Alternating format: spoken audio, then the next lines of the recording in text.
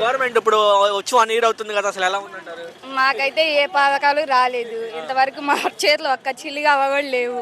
ఆయన ఉన్నప్పుడైతే అన్నీ మా ఇంటి దాకా వచ్చాయి, కానీ ఆయన చీటింగ్ చేసి మరి గెలిచారు కదా, పరిపాలన అలాగే ఉంటుంది. ఇంకా అసలు ఏమనుకుంటున్నారు జనాలు అందరూ ఇప్పుడు చూస్తున్నారు?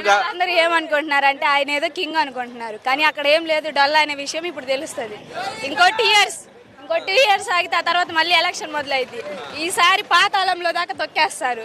ఇంకా మళ్ళీ వాళ్ళకి పార్టీ జెండా ఎత్తే అవకాశమే లేదు. అది వాళ్ళు గుర్తు పెట్టుకుంటే ఇంకా మంచిది. చూస్తున్నారు మీరు, జగన్మోహన్ రెడ్డి గారు కూడా మాట్లాడుతూ ఈ మధ్యన 2.0 చూపిస్తా ఉంటున్నారు. అసలు ఎందుకని? చూపిస్తాడు, ఆయన పరిపాలన అలా ఉంటది.